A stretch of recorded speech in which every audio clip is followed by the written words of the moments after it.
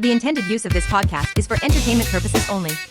The views and opinions expressed in this podcast are those of the host and guests independently, and do not necessarily reflect the official policy or position of Updog Challenge Incorporated, its sponsors, or any other partnered organizations. Updog Challenge Incorporated does not guarantee the accuracy or reliability of any opinions expressed. In no way should the information provided during the Sweet Spot and Updog podcast be considered veterinary, medical, legal, or professional advice. At all times, the advice of your personal professional should supersede any information provided, derived, or inferred from listening to this podcast. Ready, set, go.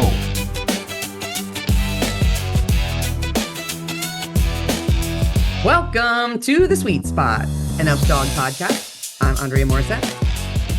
And I am Jack Bailey. We are happy that you're joining us today. We have a great topic. No guest today, but this is part of a series that we are going to be working on for you guys this year in 2026 related to freestyle.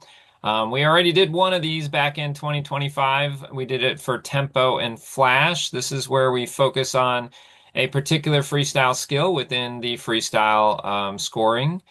Dre, what are we going to focus on today? We're going to focus on care of dog. Care of dog is going to be our focus category today. It's okay, so care of dog, I'll read the definition of it. Care of dog, the handler's throws, tricks, and movement are completed in a manner that demonstrates a high level of care for the dog's safety.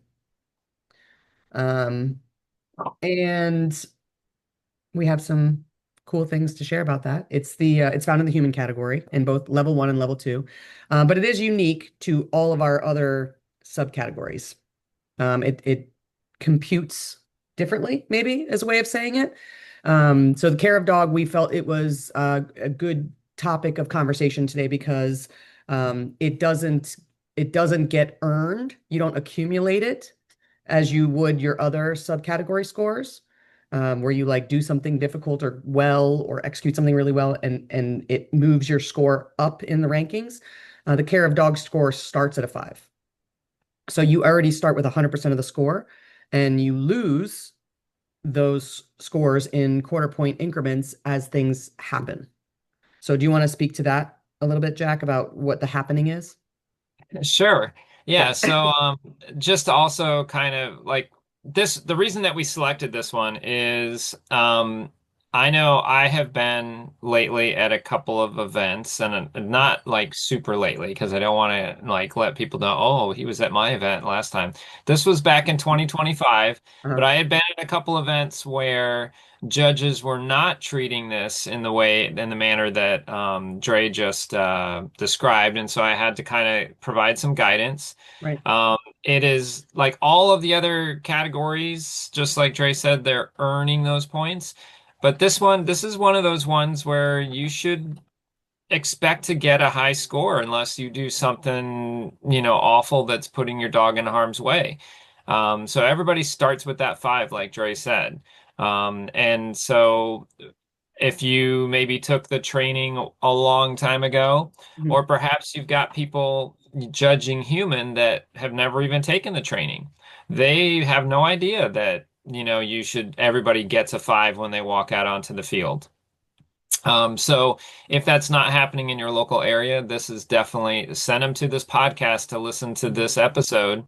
And also coach them up, let them know, hey, this one is unique. This is one of those where we have 5 points when we walk out onto the field. So now Dre said you can lose those points, however, in quarter point increments if bad stuff is happening during your round. And it doesn't have to be super bad stuff. Sometimes just little things here and there might cost you a quarter point. If it is something significant, then it's probably going to be a half point or more that is lost.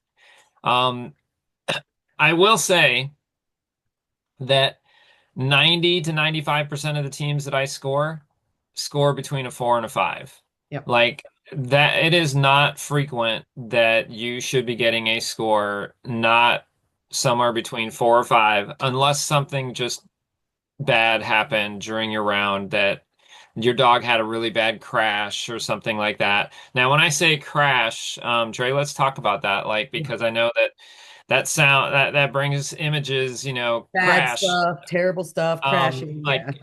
so I a mean, crash. Go ahead, Dre. You explain. yeah, I mean, what we're looking for is solid purchase on the ground and a landing that doesn't look painful. Um, if a dog is coming out of, like, let's say a flip, and when they land on their flip they're sliding backwards on the ground, that's harmful to a dog's hocks, right? That's something that you can get a quarter point deduction for.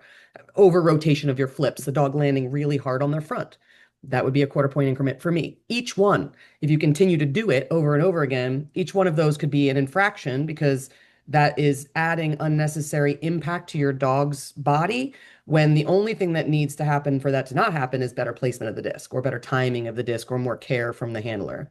So I think when I think of care of dog, I'm thinking about, is the dog landing safely and moving out of the landing safely?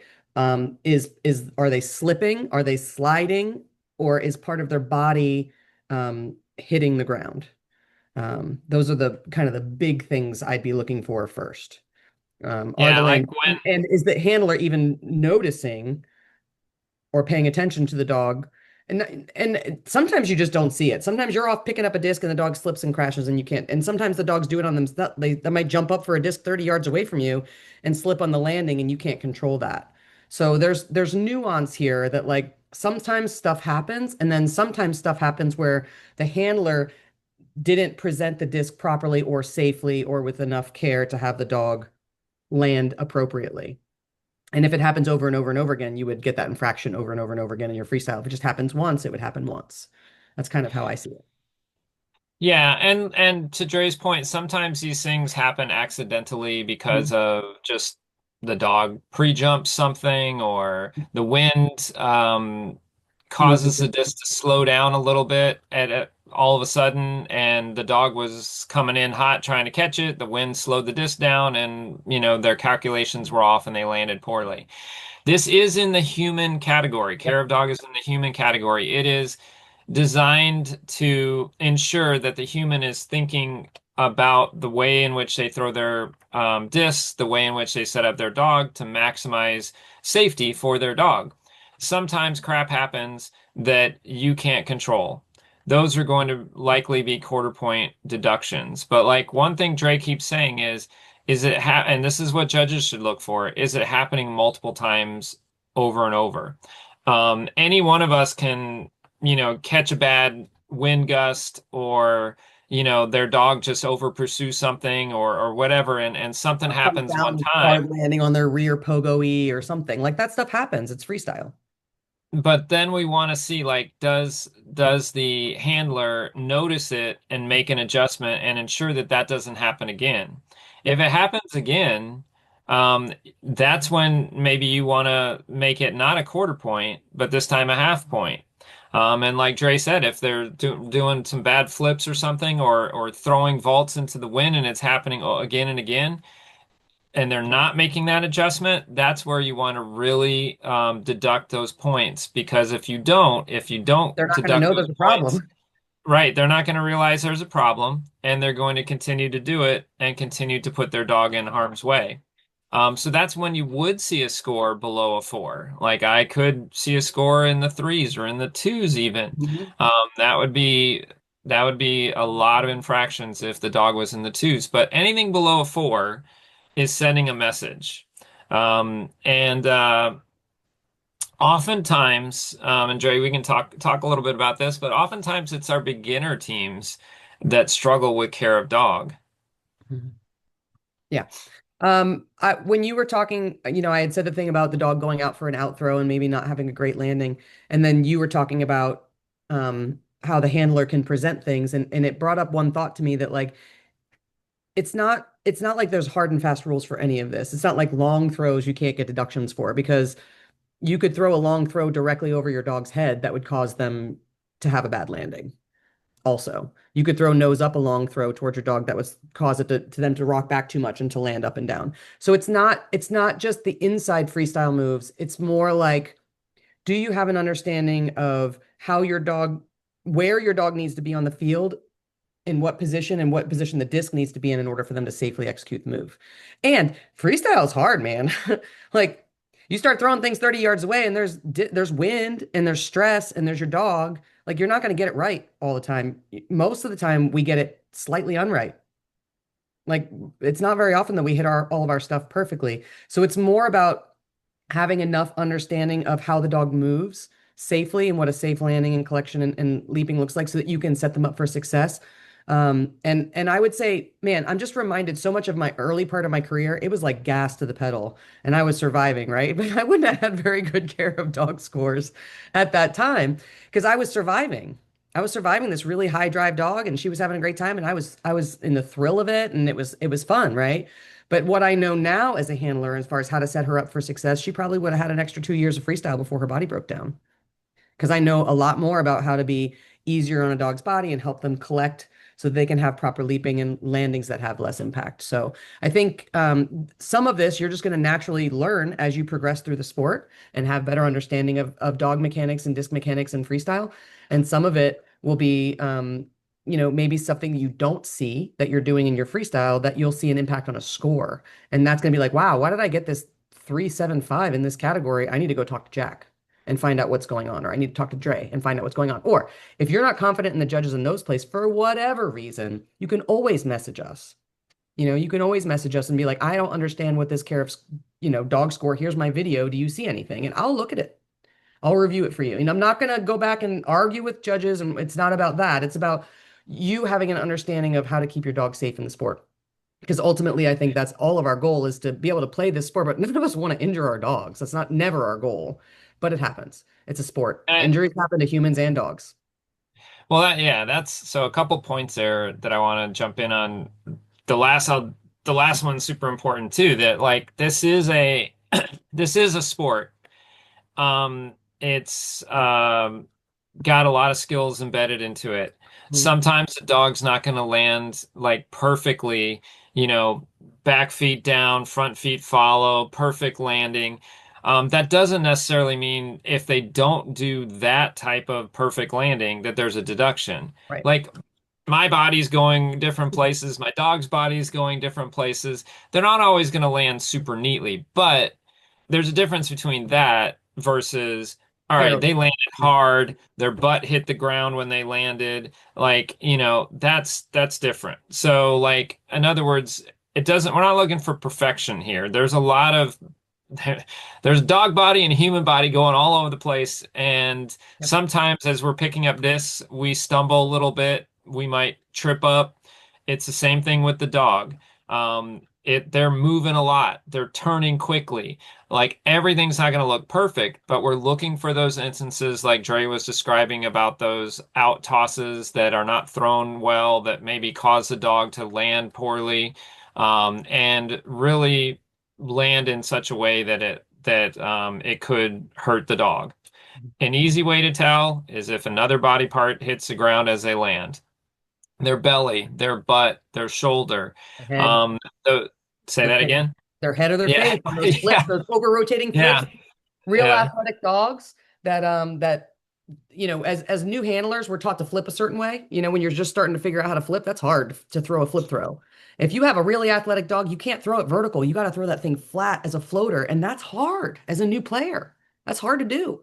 And if you're not doing that, that means your dog's over-rotating, landing hard on their front or on their face.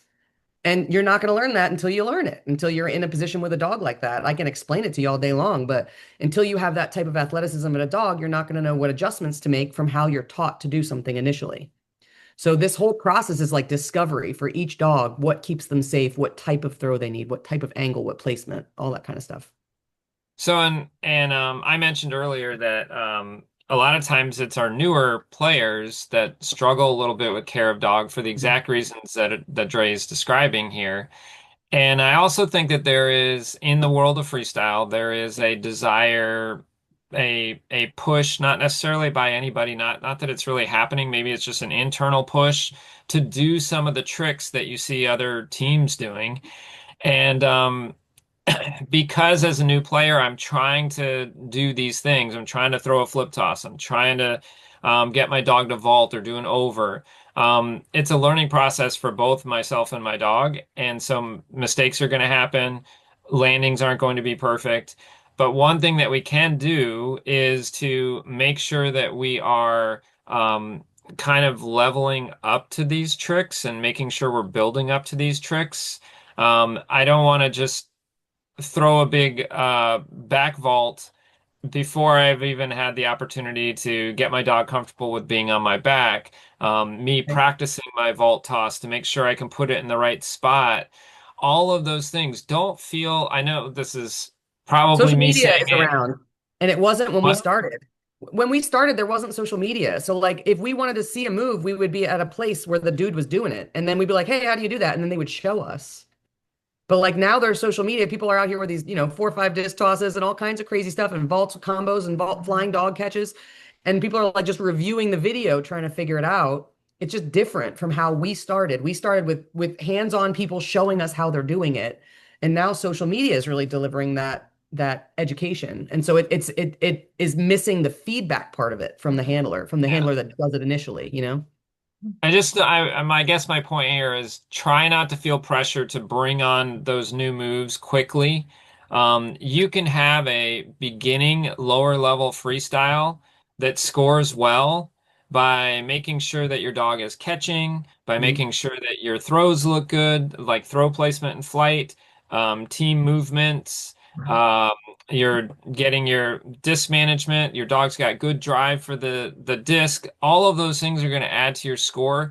You when you throw that flip, throw that baby flip for your dog. Throw it so that it's just off to the side so we can see, hey, you're Feel starting to good. be to learn how to flip your dog, but you're not throwing it way up high and then having your dog land on its head like like Dre was mentioning, Yeah. because maybe you're not there yet. So you're progressing to those higher level tricks. Don't feel the need to throw them in before you guys are ready for it. There's an incremental progression to it that helps to keep your dog safe. Yep.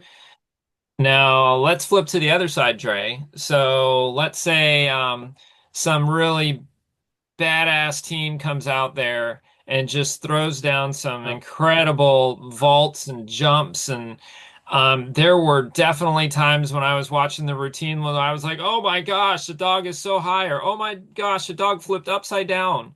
And I was thinking to myself, man, I would never do that with my dog. Mhm. That looked dangerous.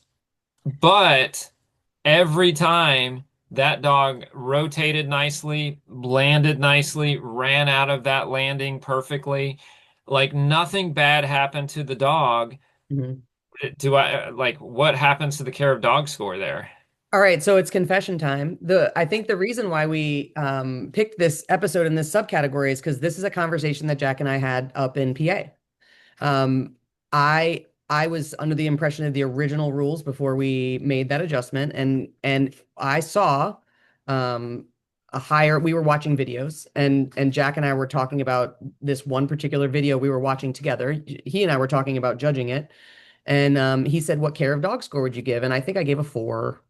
And he was like, "Well, why would you give a 4?" And I was like, "Well, there was 3 or 4 times in there where I just felt like if he had taken an extra a quarter of a second to set to pause with the tempo of the dog wouldn't have been so rushed and wouldn't have been in a position that was like on the edge of crashing, like on the edge of it not working. I felt anxious when I was watching the routine.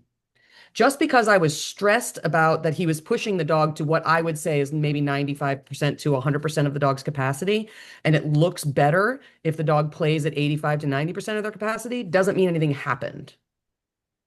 Yeah. So because And I was uncomfortable is one thing, that might play into a different category, right? But it doesn't play into care of dog because the dog was safe the whole time. The landing was fine the whole time. Nothing happened.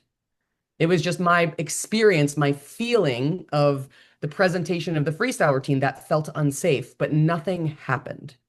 Does that make sense? Is that yeah, a and good reenactment? that's an important thing that I think our Yeah. judges need to know, and of course our players need to know too. Like if nothing happened, then nothing happened. Hmm. Like Dre said, she had an uncomfortable feeling, and Dre has years of experience playing with the dogs, training dogs, watching freestyle. And so she's describing what she saw and how she felt like that dog might be on the edge.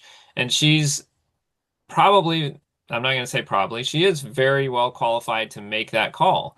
However, the reason why we did make an adjustment and make sure that our judges know that it is, if it happened, it happened. If it didn't happen, it didn't happen. Meaning, like the crash. If it looked dangerous, if it looked like it could have been a crash, but it wasn't, then there's no penalty. Right. The reason why we do that is because Dre's one person. She's got one level of knowledge. She's got Yeah. one thought in her head of what danger is.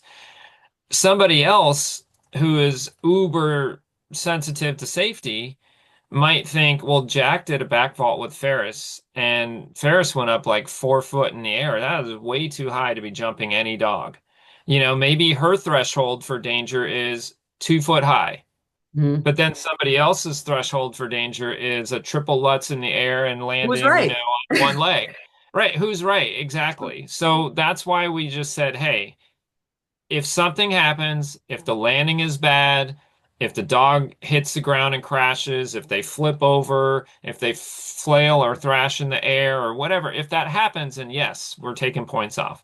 If it doesn't happen, even though in my mind I went, because I've Mhm. done that a couple times. Yep. I did that a couple times at the Invitational. Yep. Um, but I didn't take any points off because Because the nothing dog happened. landed nicely. Nothing happened. Yeah. So that's an important thing.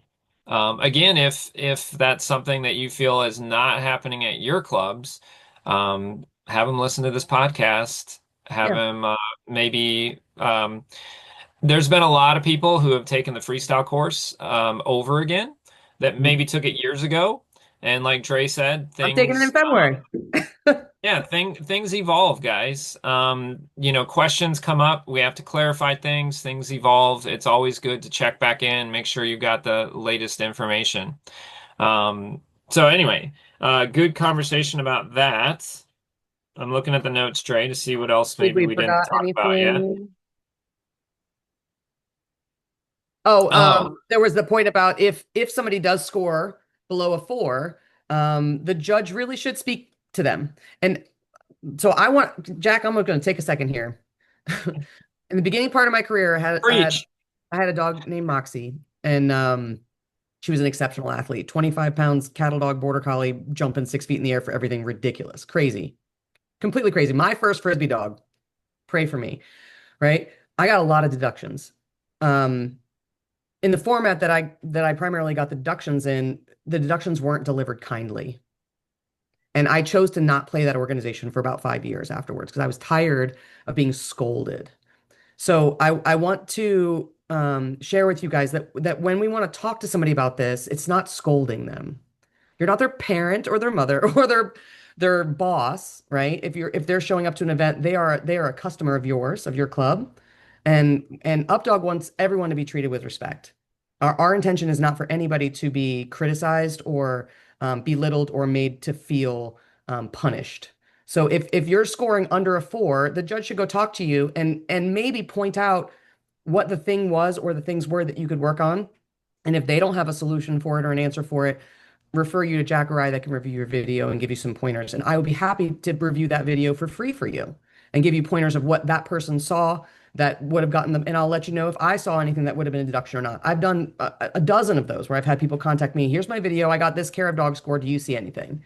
And I'll give my feedback. Like that's what we're here for. So I just want to say we need to inform people if they're doing things because they don't know they're doing it. Because I don't think that anyone intends to be careless with a dog. I certainly never intended to be careless with Moxie ever. I was surviving, right? I was having fun with my dog, and she was wild. And sometimes we have wild dogs, and sometimes we're a little wild and we're having fun, and stuff happens. It's a sport.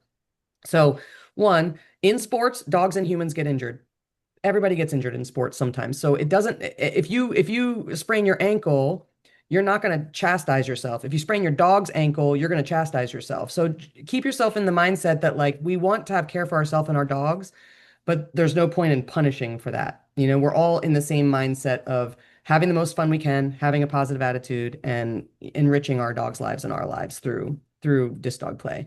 So we want to talk to people about those score deductions, but we want to do it kindly. And if you don't have the education to be able to provide a solution, I volunteer my time to be able to review that, and I'm sure Jack would as well, to review the video of that round and give feedback as to if how they could prevent that from happening in the future.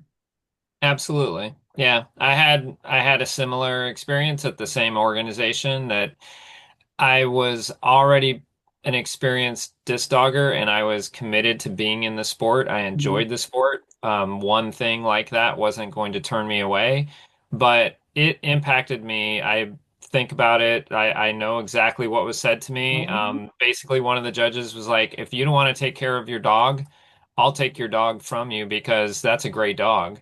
And I was like, what? And like Yeah. it just made me like I went back to the tent and almost cried. Yep. Like it just, Yep. I was like, I didn't mean to do that to my dog. I knew what I had done. Like I knew I had thrown it poorly. And Right. like it wasn't necessary to have been said that way. Yep.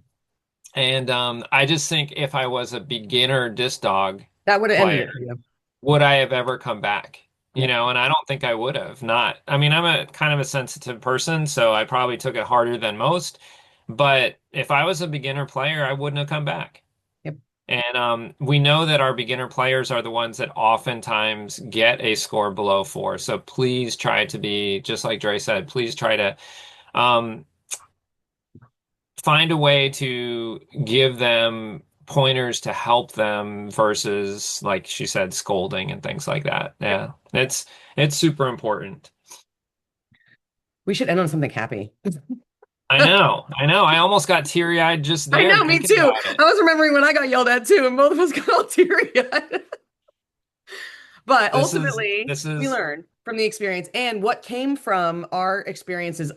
We could speak to it all we want, but I think the negative experiences that we had in this sport in the 15, 20 years that we've been doing it have shaped the positive elements of Updog. Updog would not be here if we were treated with kindness and respect. It wouldn't have been. If we thought the games made sense, if we thought people were being properly rewarded for the sport, what they were putting on the field, Updog wouldn't exist.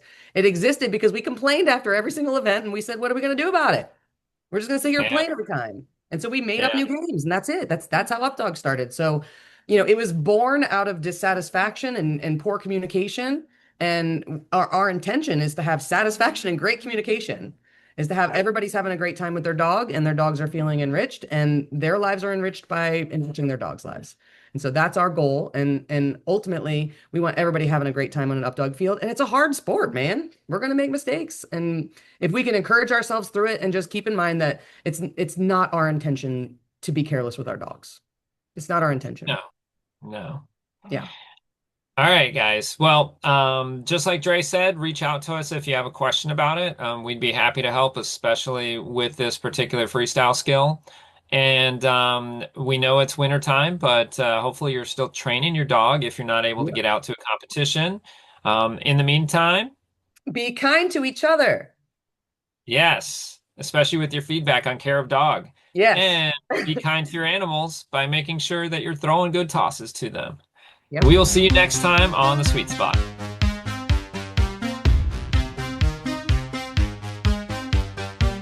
Sweet spot made of this four-way play, fragility, time warp spaced out, throw and go, freestyle far out. Now you know some of them wanna get greedy, some of them wanna get funky. Fireball, boom, 7 up. Plenty of ways to play with your pup.